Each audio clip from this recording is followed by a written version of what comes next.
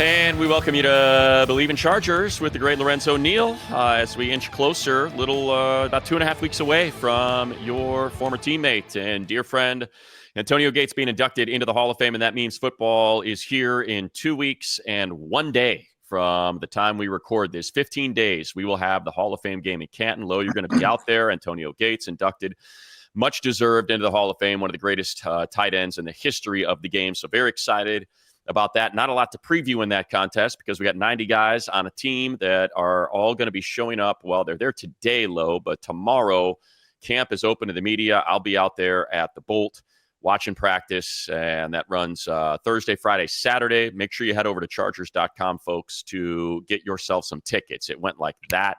Those first 3 practices that were available were gone within an hour, but they keep posting the following week. I think next week posted already yesterday, so just make sure you keep an eye on that because we can't say it enough, Lo. We've both been out there. It's a great time. The Chargers do a great job of getting everybody involved, and especially if you have kids, what just an awesome experience for them to throw them into that kid corral where it's only children, and a lot of the players just kind of make their way over there for high fives and autographs. Oh, no question, Money. I'm going to be in that Hall of Fame game. I think you'll be there as well. Maybe we'll do our pod there and hang out, get together in Canton, Ohio, and shoot and go celebrate Antonio Gates. And another party that I'm going to go to is Eric Allen, the great Eric Allen. He's a San Diego guy, and he's finally got inducted after like 19 years of being out of the league. So love that guy as well. So congrats to those guys. But like you said, the Chargers, they do a phenomenal job over at training camp. They understand people are going to be there a couple hours. You have the food trucks, the things that you can buy. If you want to buy, memorabilia, you want to buy jerseys, whatever you want, they have it. So it's an awesome experience. I love coming out there last year, Money, and hanging out with you. But the experience is definitely unbelievable. Yeah, and I just pulled it up, Chargers.com. So there are still tickets for this week, Thursday, Friday, Saturday, sold out. But there are tickets for Monday if you can get out there. If you're not a working stiff that punches the clock 9 to 5, 10 to noon is the Monday practice. I love what Harbaugh does. He does it. He ladders it, so the guys get extra rest. So 10 to 12 Monday, 1 to 2:45 Tuesday. That's sold out. That's at the University of San Diego, and that's active duty and vets. And then the following day is season ticket holders at the University of San Diego. And then same thing with Thursday is also all pro season ticket members. But Friday, available. So if you want to go Friday, July 25th, that's 5 to 7. I believe I'll be out there that day. And then Saturday is a 5 to 7. I know for a fact I'll be out there that day because I'm doing a chalk talk like we do every year where we talk to the folks in the bleachers before practice gets started. So I'll be doing the chalk talk probably 4:30 to 5-ish. And then they'll get practice started at 5 to 7. So hit up chargers.com/camp if you want to get out there. And who knows, maybe you'll get a glimpse of Lorenzo Neal and those pipes he's carrying around with him. Bet Online. Let's get this squared away. They are your number one source for all your sports betting action. Baseball in full swing. Football season, like we just said, man, we're 2 weeks and a day away from you being able to get in on the action for our football game, the Hall of Fame game against the Lions. Bet Online's got all the ways to stay in on the action with the latest odds, news, scores, even live in-game betting. MLB, UFC, tennis, of course, with Wimbledon having just concluded, NFL futures. Bet Online's your choice for sports wagering info. Heck, we got the British Open starting tomorrow. In between games, get over to that casino, play the poker and all the Vegas-style games. Hit up the website, take advantage of that VIP program, bonuses, weekly cash boosts. Bet Online. The game starts here. All right, Lo, let's start with the fit. That was the big news yesterday. Yeah. The Chargers unveiled their new alternate uniforms, and I've got to believe, I think Lindsay, our producer, there we go. So some of them familiar. If you're staring at the screen like we are, you look on the left and you see the ice that Thule is in there. Quentin in the standard road gold pant, white top combo. Dayon in the now new powder blue pants. They did not have powder blue pants. They either wore white or they wore gold. Now they will wear, as you see, Ladd flexing in the all powder blues, almost like a color rush, powder blue from head to toe with the socks there. And then Cam Dicker, number 11 there in the same standard home gold powder blue combo. Joe Alt in the standard white pant powder blue combo. But the two new ones, I'll let you take the baton here. And I'm assuming you want to focus on what Derwin was wearing there, that all navy that harkens back to your era of dominant Charger football, Lo. I love it. The one that Derwin's wearing, you got to love that. I love that navy, that dark blue. I love those unis. Those uniforms are okay. The all mustard, I'm not. That. But that's sick. That's sick. You're not feeling that one, money? You really don't like that? I love So my thing is they're 0-6 in navies since they went to the powder blues. I remember you saying they are 0-6. So I have this negative connotation that I can't get over because every time they wear them, I'm like, dude, I know you guys feel like to use the vernacular of the kids, you're flossing and you're feeling it, and they're dripping. They was dripping. They're dripping finesse. Right. Baby. Go win. Now win a game. Okay. Now win a game. That's we won in that dark blue. That blue was, man, money. That blue. I know. So I can. You know what? I can understand. I'm very, very kind of superstitious when it comes to that stuff too. I always had this shirt. I wore it every season, darn near, and I would get another one. It had the pads on the shoulders because I use my shoulders a lot. So it had these little pads on this regular shirt. And I would cut the belly out because it was one of those fitted shirts because it just keeps you real tight. But I left the bottom. So I just had the Buddha sticking out. So the Buddha could get through there. And then the bottom of the shirt still, I didn't cut it all the way for it's all over. So I just had a little circle. And I wore that thing. So when I wore that thing, I felt good. I felt different. And we usually won in that. So, yeah, I understand the superstitious that you have when they won it 6 times and you're like, wow, you're 0-6. I can't. When they come out there, you're like, oh, God, I can see you now, money. Oh, God, they're wearing this. And what do? They're doing the Vikings week 8. They're going to wear that all Navy. That's which makes sense. It's the night that they're inducting your former teammate, Rodney Harrison, into the Charger Hall of Fame. And obviously that was the uniform that Rodney wore as he was patrolling the back end of that defense. So makes sense to wear it there. And then they're wearing it again for the home game against the Raiders coming off the bye. So you're going to get a win. Money. They better. I'm going to go to Bet Online and I'm going to put big money against him in Minnesota with that blue just to get the curse off your back. And then there you go. You'll be right back with us, riding with it. They get a win and all of my issues with the Navies will go away.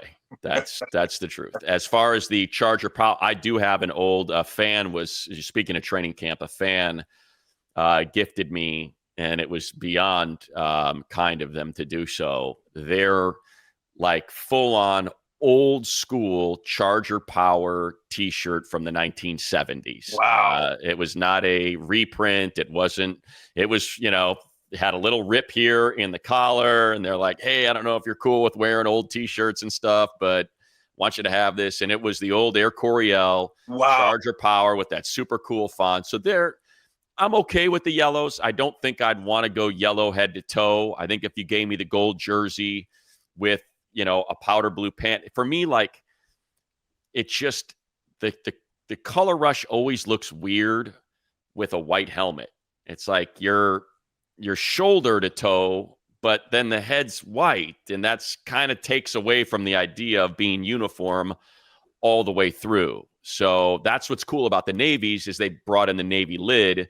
So now you've got the Navy head to toe, and that's what connects it as I use my fashionista background here to kind of like, I don't know, Lindsay, if you can throw the Navy up again, you'll see kind of the difference and why, not that one, the one where I think Derwin's wearing, there it is. So as you see Junior wearing the helmet along with everything, that's why it works, because it's Navy from top to bottom. And that's why you see the yellow. You're like, what is it about that looks, it's the helmet still white. And that's where kind of, for me personally, there's just a little disconnect. I'm with you. The helmet and just it's all yellow. It's just too much. Now the blue, I can deal with the blue and the white. I like the contrast. But when it's all yellow, I don't like looking at a bunch of bumblebees out there. Bumblebees, they sting. Every bee that ever was partly sting and partly buzz. I hated the buzz and I hated the sting. I hated them both. So I don't like that. I just don't like that color. Too much. It's too much for me. I think to me, the Charger Powers, they call Superchargers is the Navy. The Charger Power is the gold. They're going to wear it week 7 against the Colts. And from what I can gather, the kids like the yellow. They're really the kids youngs. love the yellow. Okay, yeah, the youngs. Yes, a lot. Lindsay chiming in with what a lot of people have been saying, that they're building on the success of the Savannah Bananas and rolling with the all yellow. So I think the youngins like the gold. And you know what? You go out there and you slap the Colts around in Week 7 on October 19th at SoFi Stadium, and you'll feel pretty. And I'll feel better about the yellows than I will the navies. I can tell you that, because they'll be 1-0 in the yellows, and they'll still be 0-6 in the navies at that point. So there we go. that's what I'm. And I do just quickly want to point out, as I did not get my way, and I'm not going to throw a fit, but they are 3-1 in the Royals. So understand my connection with the Royals is they have the best winning percentage in the Royals of any uniform combo they wear. So you got a 750 win percent, or 666. Wow. What would it be? No, it'd be a 750 win percentage in the Royals, and I'm feeling pretty good. All right, enough uniform talk, Lo. The big news, of course, is that training camp starts tomorrow, and I guess if you want to start with things that we're concerned with, and hopefully by the time this posts, that changes. And that's that, Trey Harris and 30 of the 32 second-round picks are still holding out because of what the Texans decided to do with Higgins, and what the Browns decided to do with Schlesinger, and give them the first 2 picks of the second round, fully guaranteed deals. So now no second-round pick and their agent want to be the first second-round pick to sign for not 100% guaranteed money. They just don't want that on their name, because it's going to be used against the agent moving forward. Oh, that's the guy that got second rounders to not have all guaranteed money because he let his clients sign first. So that's why we're at this stalemate. So there's going to have to be some sort of agreement. I'm guessing, call it collusion, if you will, with some agents, where they say, hey, man, we got to get this done today because I need my client to get into camp because they got a chance to get a starting job. And this is not good. You combine that with the fact that Mike Williams is starting on the pup, and there's your top 2 options at X receiver. Mike Williams on the pup, and Trey Harris is a holdout.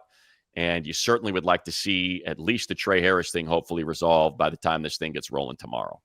You would, and look, I'm all for everyone getting their chicken, but Trey's got to realize you're a rookie, and understand you want to make sure you get the best contract, and tomorrow's not promised, and you can get injuries, and injuries do happen, and you're done. And I get it. But it's the NFL. And you, as a player and as an agent, go work for the best deal, but don't hurt this young man. Right. Some agent sees something that happened and said, well, I got to do better. I'm going to do this. Trey's got a very, very unique situation because we know Q's there lurking, and Q wants to be, that guy.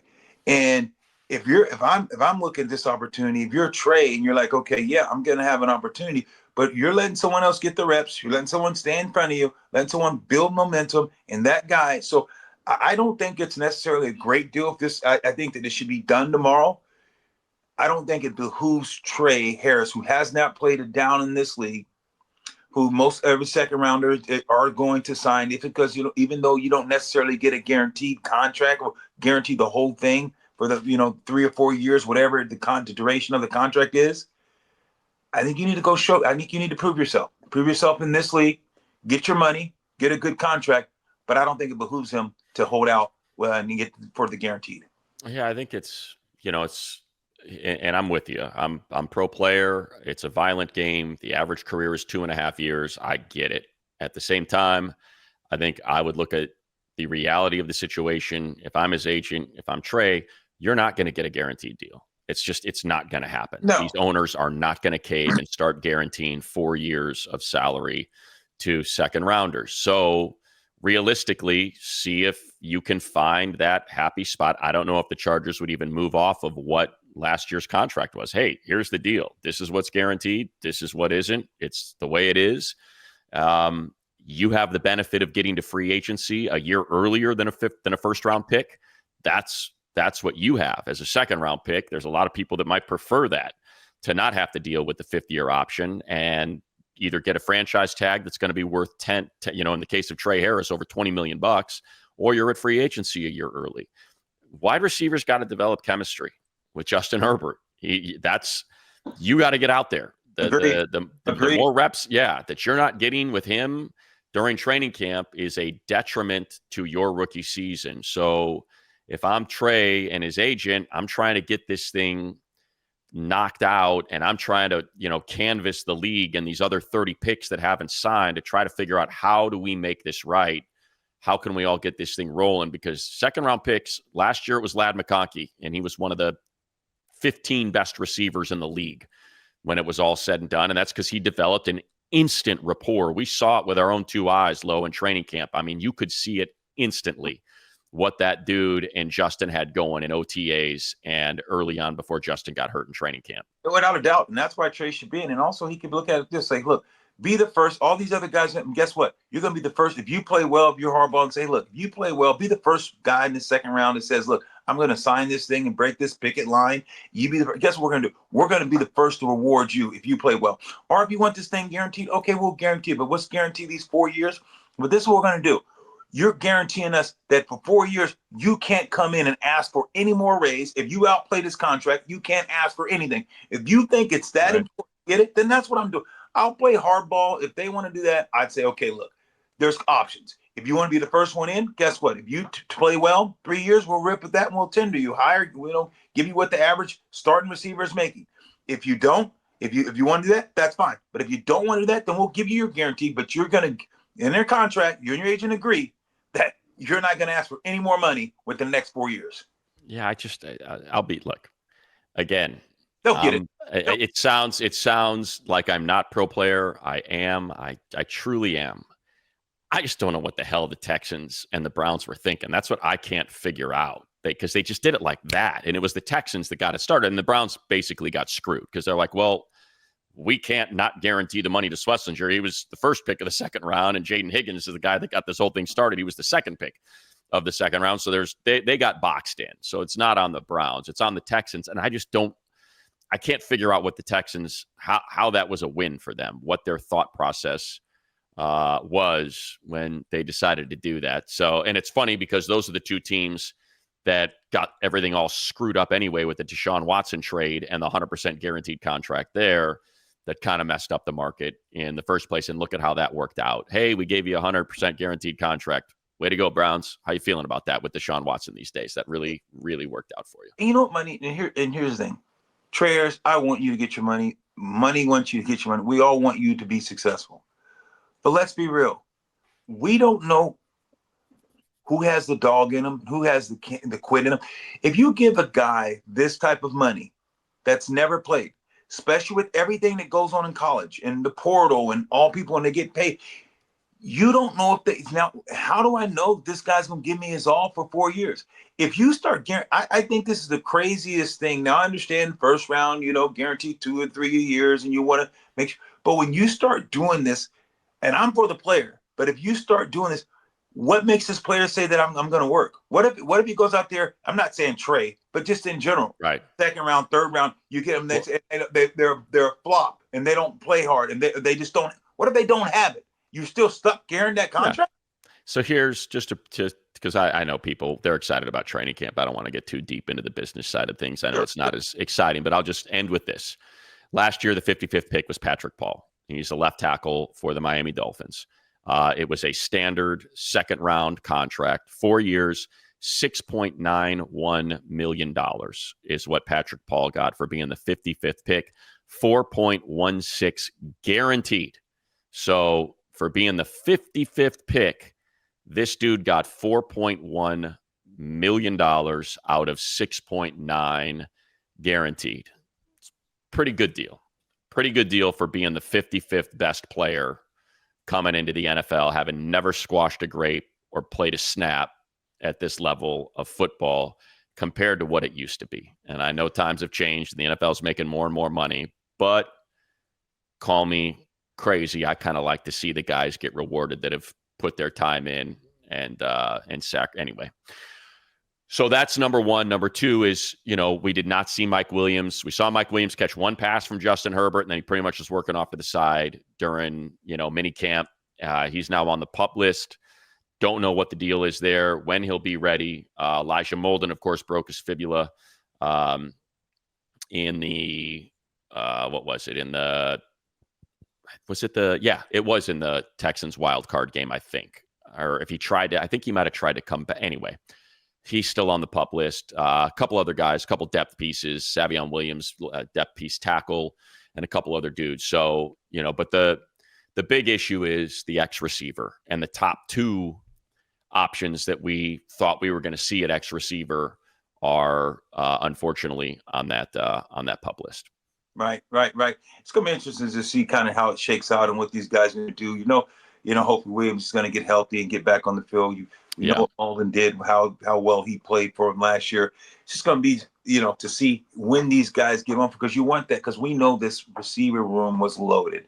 It's going to be a crowded room. There's going to be some guys you can trade and let go, but you have a lot of receivers, and this is just not the way that we anticipated. Hopefully Trey can get signed, because we know this guy can make some plays. We're looking for him to be in a Charger and making some wonderful plays. A guy that, we haven't mentioned, Money, I know you're a lot closer to it than I am, and you know kind of what's going on. What's going on with Najee? We talked about the fireworks. Who knows? I don't know what a superficial eye injury is. I would assume an eye injury is serious no matter what.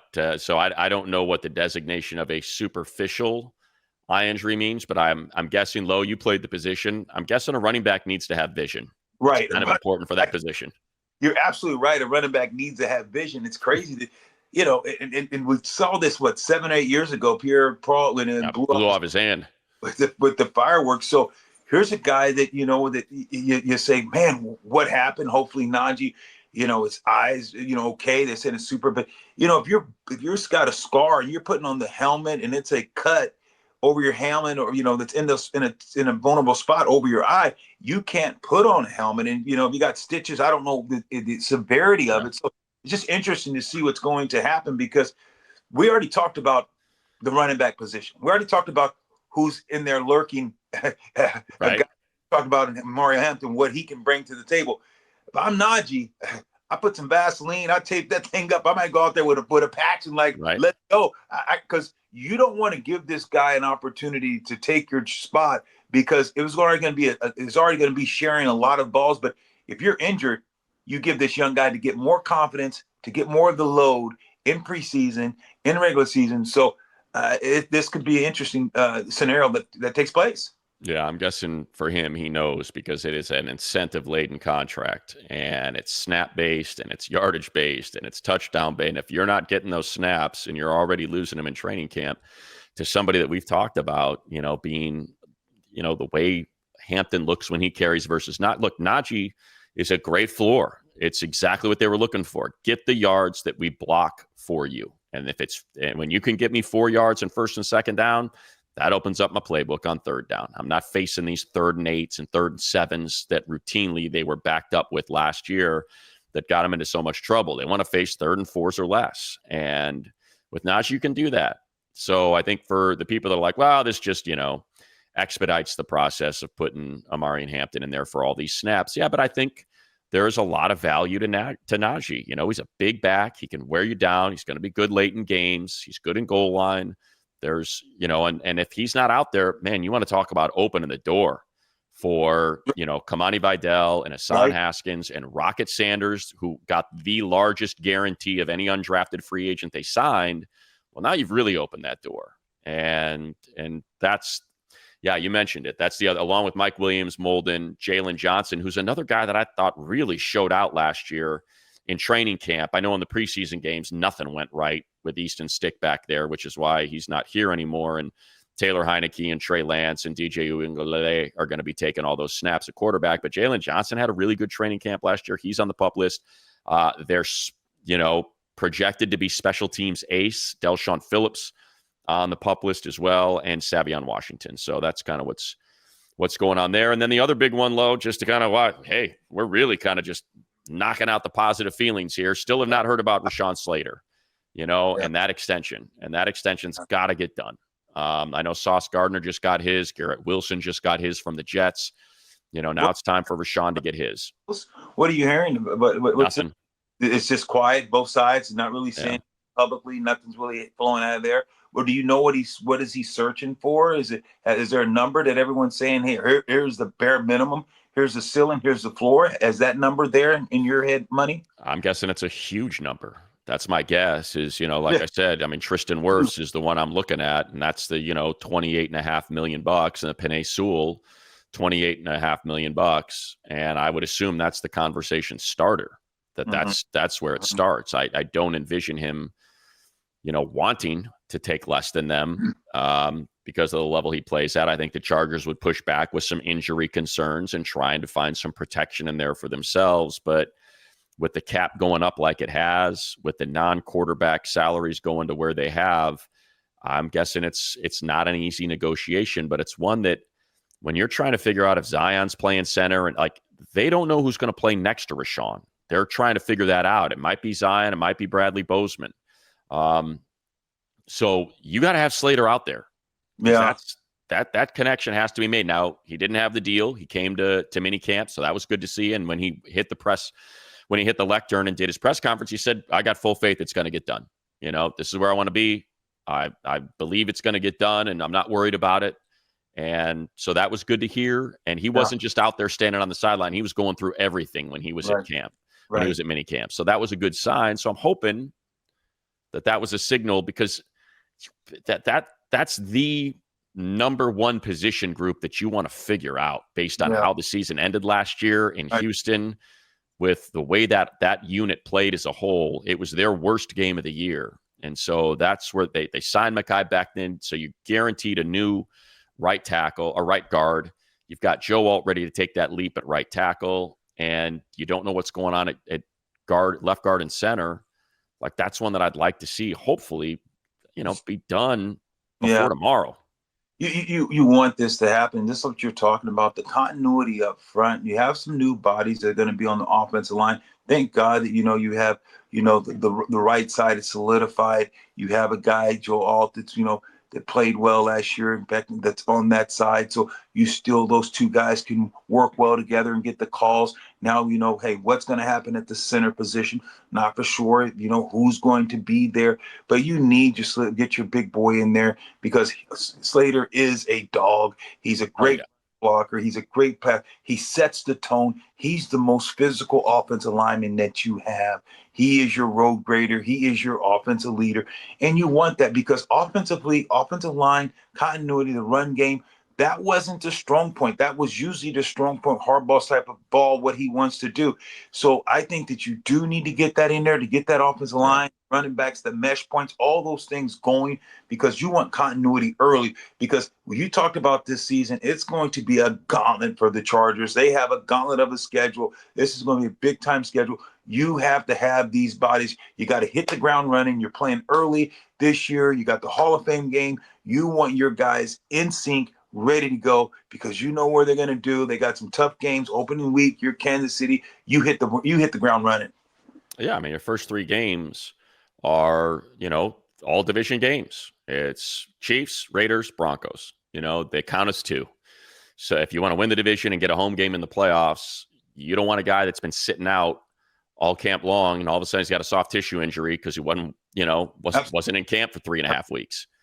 So that's, and I would suspect, I would be very surprised if they don't get this done if Rashawn's out there going through everything.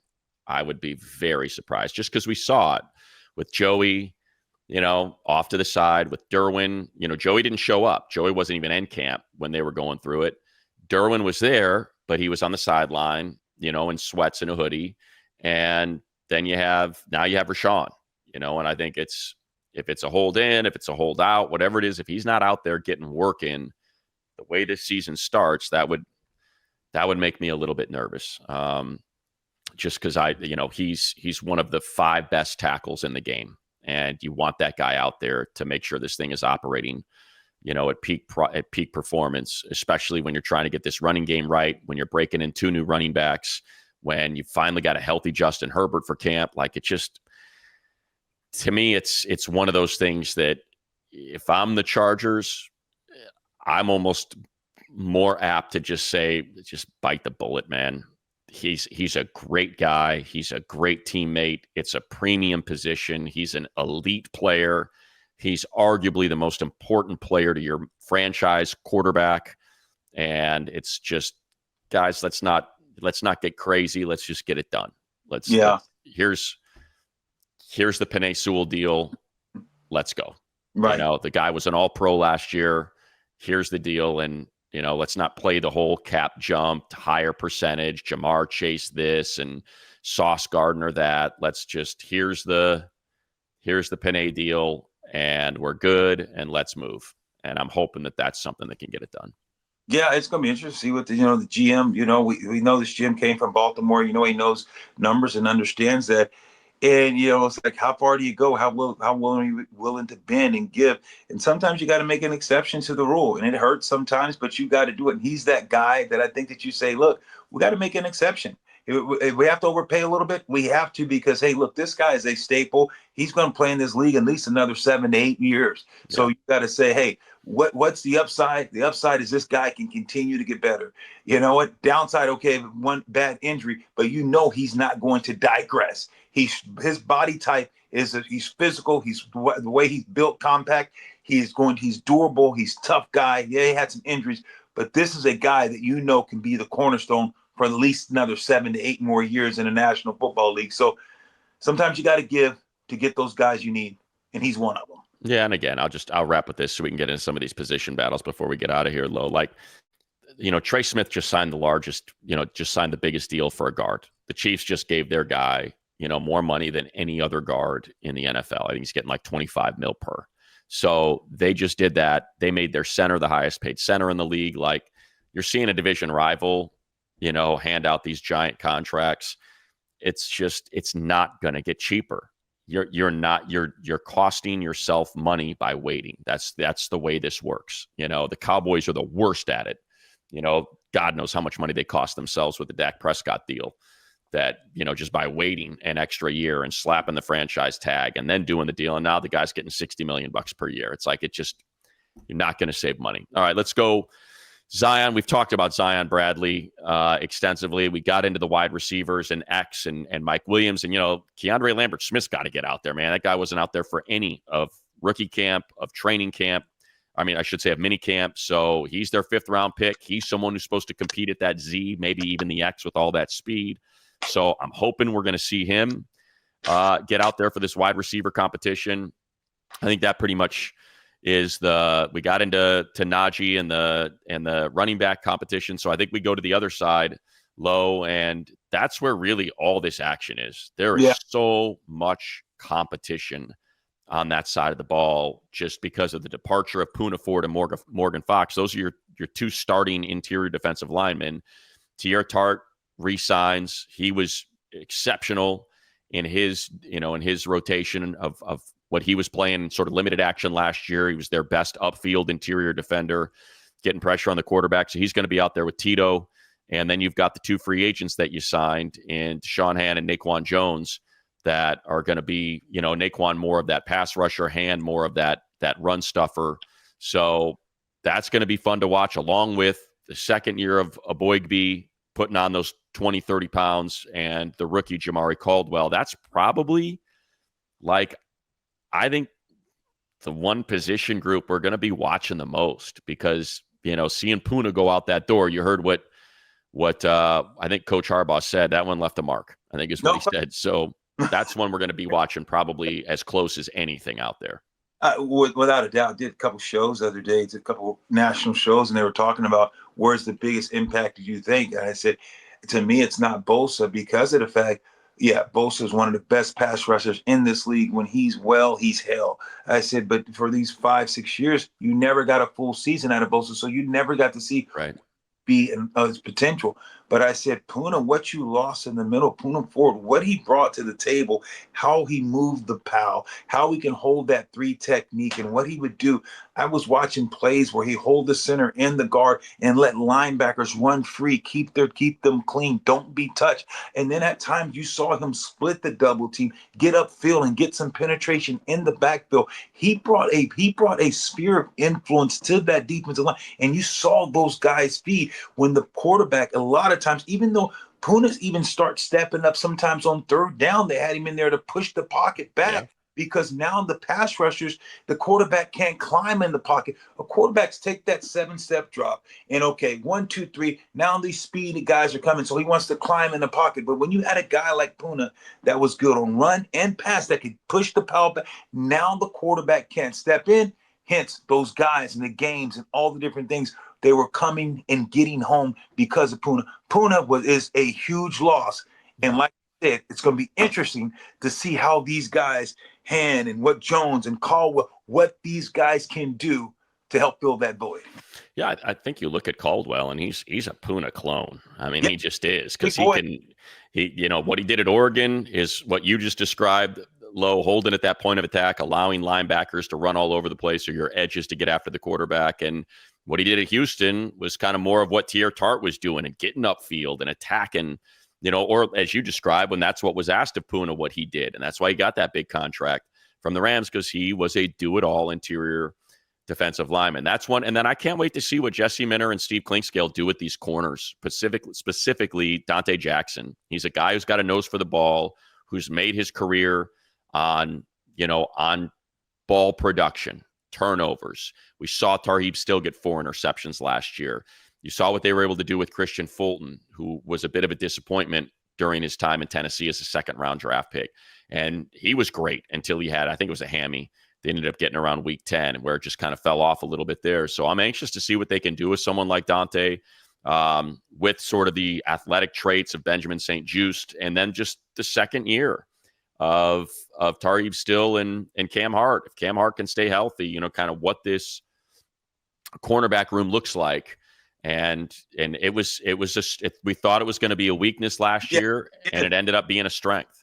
Yeah, and talking to that point, Money, what they did, I like the poise in which they played in. And I think when you saw the way the defense and what they said, you talk about, the concept, what they did, playing off and letting things happen. And having the quarterback 1, 2, 3, and all of a sudden you see quarterbacks jittering, trying to get rid of the ball because they knew that pass rush. The way Minter had guys playing off and look like it's zone, look like it's man, and then they're bounce off. Balls were coming right to these guys, picking because of the fact they were anticipating, understanding what the quarterback could do. Coverage is dictated by down and distance and what you do on defense to understand, hey, look, you can't throw a 9 route, or you can't have a 7-step drop when you got 8, 9 guys in the box, because there's an unblocked guy that's going to come. 3rd down, 3rd and 3 to 4, usually quick plays, 1, 2, 3, the ball's coming out. And Minter did a great job of saying, okay, we're going to take away the slant. Here's what we're dropping here. Here's what we're doing here. Sit, play these technique. The guys did a great job of buying into the system, like you alluded to. And that's why the corner we thought was going to be a place that struggled. But because they bought into the system and they played the technique that was taught to them, you saw a plethora of interceptions on the defense side of the ball.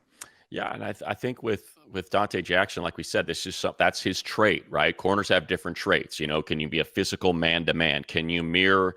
Do you see it in zone? And that's kind of what I think in Tarheeb's case. They play him in zone a lot, and he sees it, and he breaks on it, and that's where that production comes from, whether it's being able to get there before the pass arrives and break it up, whether it's getting there immediately and making a tackle so there's no explosives, or if it's that ball production and interceptions. And to me, you get someone like Jackson, who clearly has a nose for the ball, and if you can do the same sort of thing, if he can think the game like Tarheeb, with a little bit more veteran savvy, I'm anxious to see what that looks like.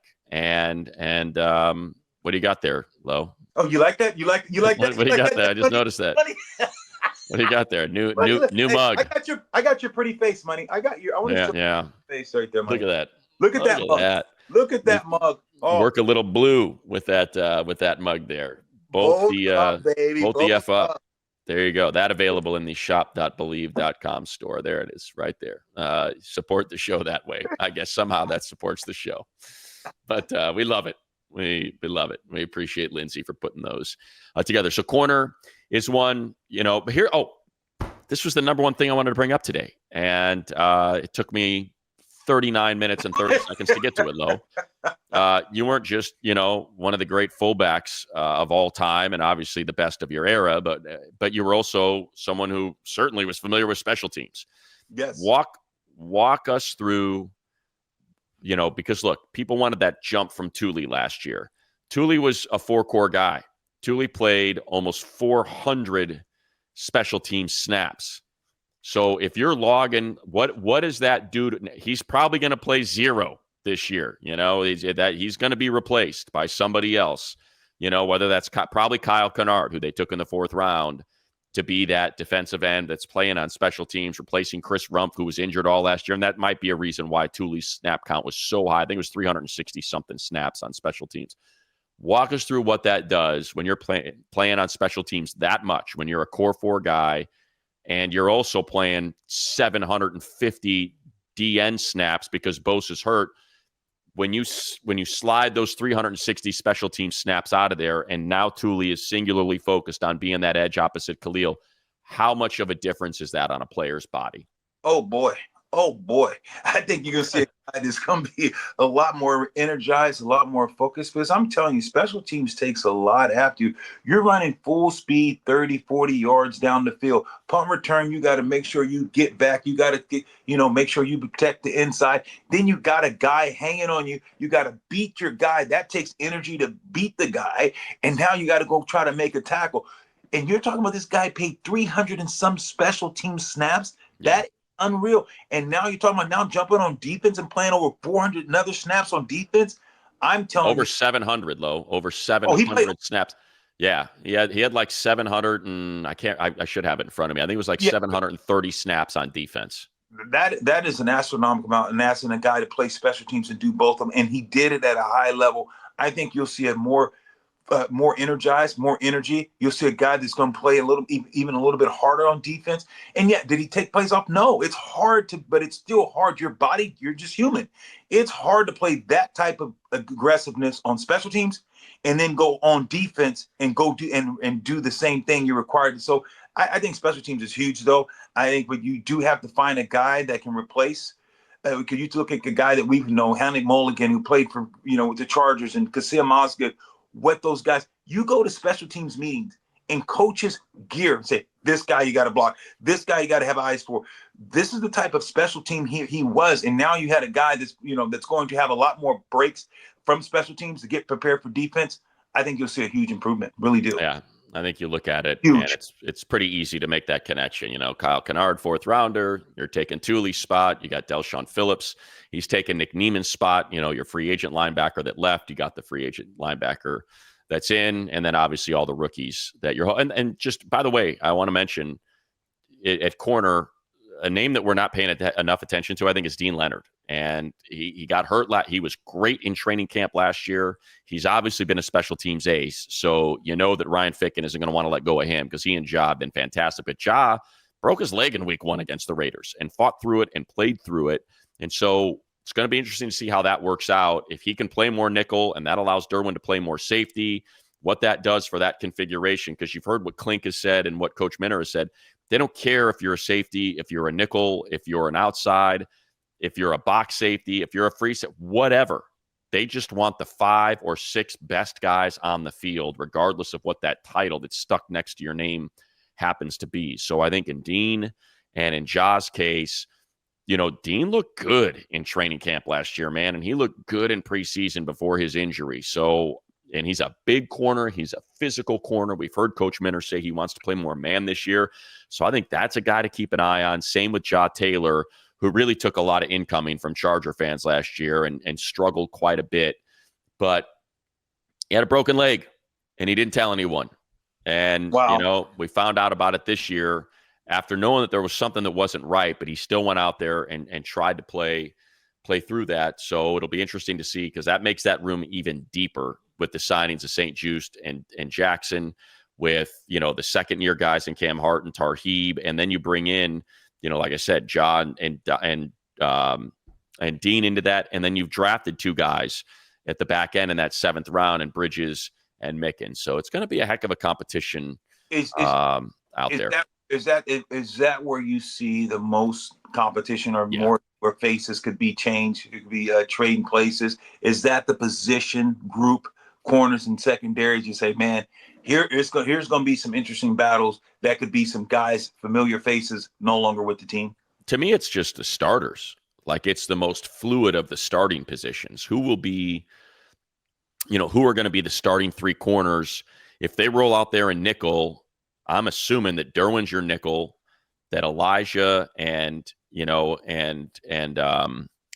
are your safeties playing high, and that who's going to be the outside corners? Is it Tarheeb and Cam? Is it Dante Jackson and Tarheeb? If Derwin's playing dime, is it Tarheeb at nickel and Cam and Dante Jackson at core? Like, I could see so many different configurations of how that could look based on, because, they were in sub pretty much all the time. They were in nickel or dime, nonstop all season long. I mean, it's almost like, playing with your nickel is kind of your standard package now. It's not your sub package anymore. I mean, you're not seeing three linebackers out there, so nickel is kind of it, and it's just who's the nickel. Are you better off with Derwin as your third? Are you playing 6 DBs, right? Is he playing sort of your dime backer, and you've got your nickel is Tarheeb, and your outside are Cam and Dante, and then you're running 3 safeties still with Derwin as that dime backer alongside Dan? Like, it's going to be wild to see how Coach Minter wants to lay that thing out. It really is, and that's the thing though. But now you have so many packages that team has to pay for and have to scheme for, because of the fact, like you just alluded to, you have so many interchangeable parts on this defense that can give you different looks and give you different perspectives. And guys are playing different positions, nickel, dime, however they might configure it. So that just gives the offense a lot more to train for as well.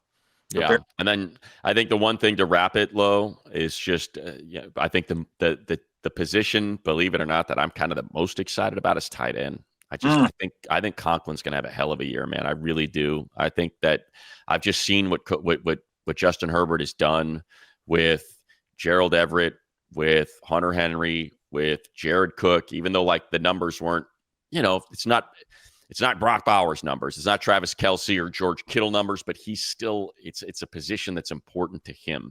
And I think having a guy like Conklin, we went through this 2 weeks ago. No drops, good red zone target, and of all the rookies, the one that showed out the most in minicamp was Oronde Gadsden. That he was a favorite target of Herbert's when he was out there. So they got an athlete now. He just got a great feel. What body, athlete, move body, his fluidity in the body, get off.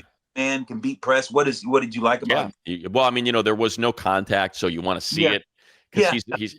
But I think the thing with Gadsden is he's bigger than you thought he was. I mean, he's what do they got? They got him listed at 236. He looks bigger than that to me. Like there's thickness in that lower half. It's not like a wide receiver masquerading as a tight end out there. He looks like a tight end. So I think and they needed that last year. I wanted to see more Stone Smart out there last year, just athleticism at that position for those over routes, those seam routes.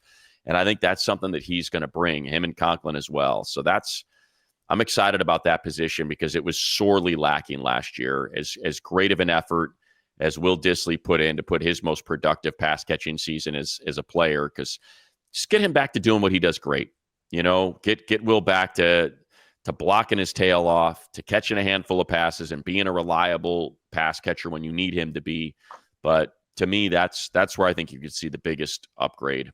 Oh, I agree. Is tight end pass catching production. I totally agree. Dis did a great job in run blocking, playing 12 personnel. Now you got a guy that can move and do some different things, and he'll be fine. And that's what now he's going to get back to what he does well. And like you said, catching a couple balls, but blocking, being the point of attack, to run the ball, run stretch plays, doing those things. And last year, the guy had a great year, caught more passes than every caught. He was big for Herbert, but now you got guys that are used to doing that. So I think you said, hey, where's the biggest position jump on offense? It'd be hard pressed not to say tight end, but I would we can continue this next week, but I'd say tight end, but also running back. I think running back position between those two, I think you're going to have some huge productivity, huge increase, and why not the receiver position either? So it's pretty interesting what this offense can be, especially when the way that you laid that out. So I think you got a tight end position will be huge. Yeah, and look, we'll be so much farther along next week when we're doing this, because I'll have 2 practices, maybe 3 under my belt of watching, and then Actually, yeah, maybe even 4, with Monday's practice as well. So it's going to be fun. We're underway. Football's back, man. It's back, baby. They're back. We got training camp, and we got a game in a week, 2 weeks into 15 days. We're going to have our first preseason game. And look, I'll wrap with this because, gosh, we've gone too long already. And there's a poll. Lindsay put up a poll on YouTube, if you're watching on YouTube, for favorite alternate uniforms. So subscribe to the Believe in Chargers pod there, and make sure you vote in that poll, because you know what, Lindsay, heavy lifting, putting that thing together. We want to reward her for her efforts. But I'll wrap with this. I'm anxious to see that backup quarterback competition, man, because you're gonna see. I thought DJ was playing really well in minicamp. You're going to have the legs of Trey Lance and that athlete at that position, and obviously Taylor Heineke, who's obviously versed in this offense, having been in it last year and taken a couple of those snaps. So we're excited, Lo. We're ready to roll. I can't wait to see you down here. Let me know when you're getting down here. The big fella's coming to see you, but I can't wait to see you in Brazil. Don't forget about money. You can't forget. Go to Bolts in Brazil. Hey, you get guys. it. Go to boltsinbrazil.com. Come hang out with the big fella. We're going to be in Brazil, drink a little Mai Tais. We got the tickets taken care of. We got the one-shop stop, baby. Go to boltsinbrazil.com. That's right. Head 4 or 5 days in Brazil, and it is going to be legendary. Exactly right. Boltsinbrazil.com. Go out there with Lo. I'm sure we'll connect at some point. We're going to be flying out there earlier in the week, too. So excited about it. Got my visa approved. Make sure you get your visa, Lo. You need a visa. You need a Brazilian visa to go there. Passport doesn't work. Passport. Yes. Got to have both. Got to have a Brazilian visa as well, people. So I just got your Brazilian visa. Just got mine. Okay. So make sure you do that. Make sure you do that, or else they ain't letting you in the country. Yes. So there you go, folks. All right. We'll wrap with that. Looking forward to it next week. Thanks everybody for subscribing, for buying mugs and all that sort of stuff. We'll get in with you next week. This has been Believe in Chargers. Bolt up.